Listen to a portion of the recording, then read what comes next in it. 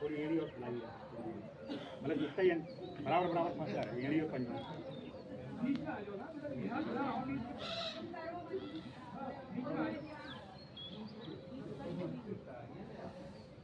ये संकोच ऐसे ही निकलेगा धीरे धीरे।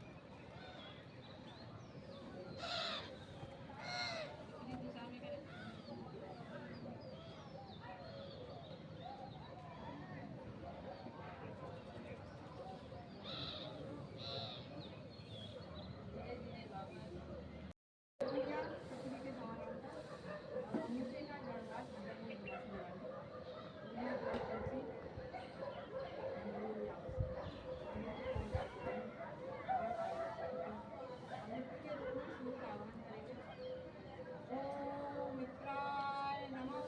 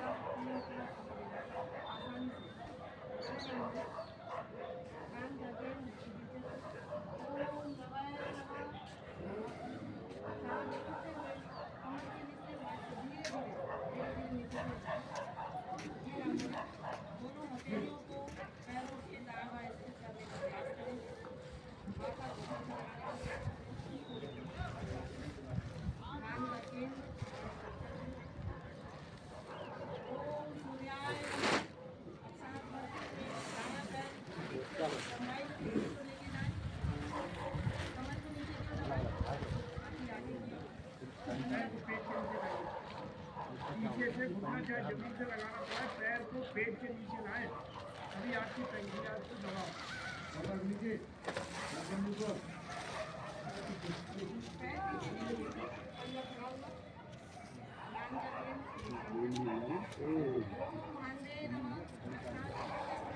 बायां पैर भी पीछे की ओर लेके जाए और दाएं पैर के बावन में रखते एड़ी और पंजे मिला के रखते।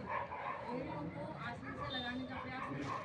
आगे से एड़ियां मिलाइए, पंजे से एड़ियां थोड़ी कंट्रोल से लगाएं। ध्यान का केंद्र ओम खगाय नमः। दंडवत सीधे हो, पूरा शरीर एक सीट में लेके आए, सिर से लेके तक पूरा भार आती है हथेलियों पे। आष्टांग में जाते हो, पहले घुटनों का स्पर्श, सीने का स्पर्श, अंत में आसन का स्पर्श। नाभि मुख एक इंच यहाँ सांसें सामान्य करें। ध्यान का केंद्र चक्र। ओम कृष्णे नमः। अब सांस भरते हुए कमर को धीरे धीरे आगे की ओर खिसकाएं। कमर को नीचे की दबाते हुए छाती को गर्दन पीछे की ओर मोड़े।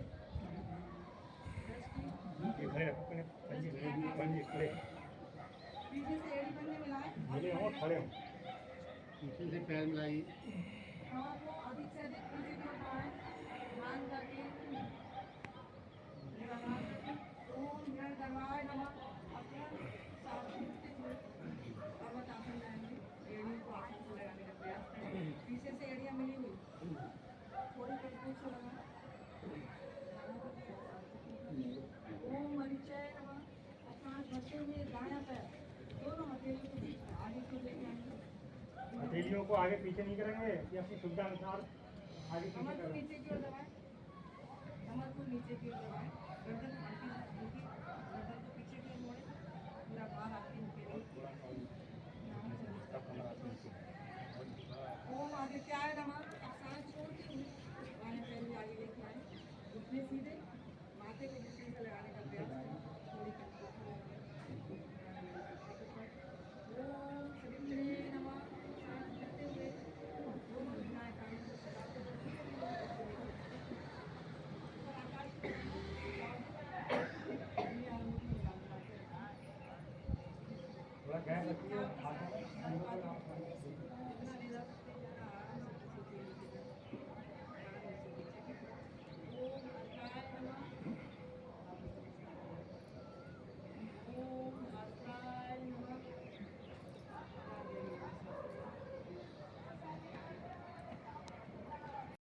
हुए सुविधाजनक दूरी पर हथेलियों का रुख आकाश की ओर, पूरा शरीर ढीला,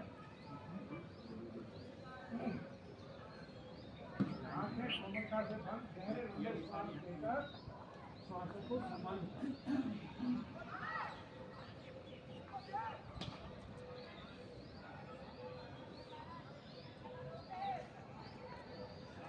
श्वास समान हो गई हो तो अपने मन की आंखों से आपको अपने शरीर का आंतरिक अवलोकन करना,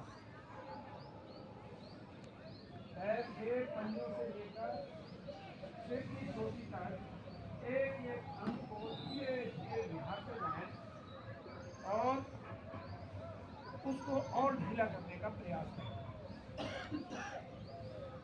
नीचे से ऊपर, ऊपर से नीचे अपनी यात्रा को निरंतर जारी रखना।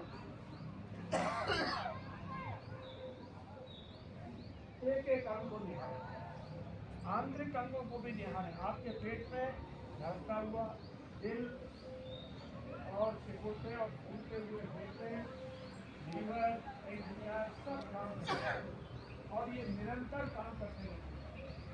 हम लोगों को तो ये लगता है कि हम सो रहे हैं, परंतु हमारे आंतरिक अंग सभी काम करते रहते हैं निरंतर। इनको देखते हुए, निहारते हुए एक एक अंग को ढीला और अपने ध्यान को नासिका द्वारों पर केंद्रित करें और श्वासों के आवागमन का अवलोकन करना। इस प्रकार से मेरे श्वास आ रहे हैं, कैसे जा रहे हैं, श्वास लेने और छोड़ने का कोई प्रयास नहीं करते। किस मार्ग से श्वासों का आवागमन हो रहा है, इसको हमें निहारना। आप महसूस कर रहे होंगे श्वासों की गति बहुत धीमी होती जा रही है, श्वासें आप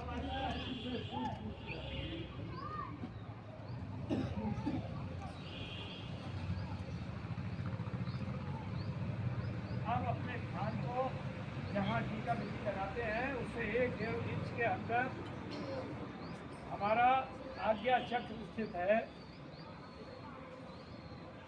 इस पर ध्यान केंद्रित करें और ईश्वर का धन्यवाद करें कि ईश्वर ने हमें संसार का सर्वश्रेष्ठ प्राणी मानव ज्योति में जन्म लेकर उपलब्ध किया। उसके साथ साथ हमें सारे हमारे अंग सुरक्षित और संरक्षित देकर हमें भेजा। हमने दिनचर्या और खान पान को बिगाड़कर अपने शरीर में कुछ रोग पैदा कर दिए। अब मैं भारतीय संस्थान के योग केंद्र पर आने लगा हूँ। कल्पना करें कि श्वासों के साथ मेरे शरीर के सारे रोग, सारे टॉक्सिन्स बाहर निकल रहे, मैं स्वस्थ हो रहा हूँ। भारतीय योग संस्थान एक ऐसी अनूठी संस्था है जिसके हजारों कार्यकर्ता प्रातःकाल निकलकर और योग केंद्रों पर जाकर निरंतर लोगों को स्वस्थ रहने की कला सिखाने का प्रयास कर रहे हैं। ऐसे भारतीय योग संस्थान के प्रति अपनी आस्था श्रद्धा व्यक्त करते हुए आभार व्यक्त करें और केंद्र पर किसी संबंधी और अपने मित्रगणों को यहाँ लाने का प्रयास करें। यही भारतीय योग संस्थान के प्रति सच्ची कृतज्ञता होगी। एड़ी पंजे मिलाएं, दोनों हाथ शरीर से सटाएं। अब मैं देखूंगा कि कौन लोग घुटने मोड़ के उठ रहे हैं। अब ये उठना नहीं है। दोनों हाथ शरीर से सटाएं, दाहिनी ओर पकड़ लें, बाएं हाथ की हथेली और दाहिनी कोहनी का सहारा देते हुए बिना घुटना मोड़े हुए उठकर बैठना। बहुत बढ़िया।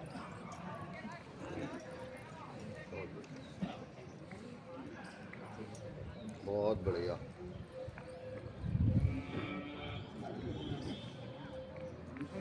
मिलाएं, अगले आसन को तैयार हो, पंजे ताने। कौन सा है?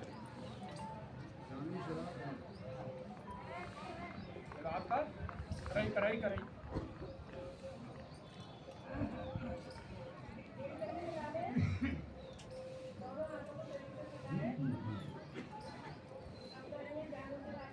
देखिए ये जादू शरासन जी करा रही है, इसमें हमें विशेष ध्यान ही देना। कुछ लोग नए साथी हैं हमारे, तो जगह मुंह से जब आप एड़ी लगाएंगे और ऊपर खिंचा देंगे तो घुटने के नीचे वाला हिस्सा जमीन से लगा रहना चाहिए, ये ऊपर नहीं उठना चाहिए। पूरे आसन के दौरान घुटना जमीन से लगा रहेगा, तभी आपको लाभ होगा। और घुटना अगर आपने उठा लिया और इसमें मोड़ आ गया तो फिर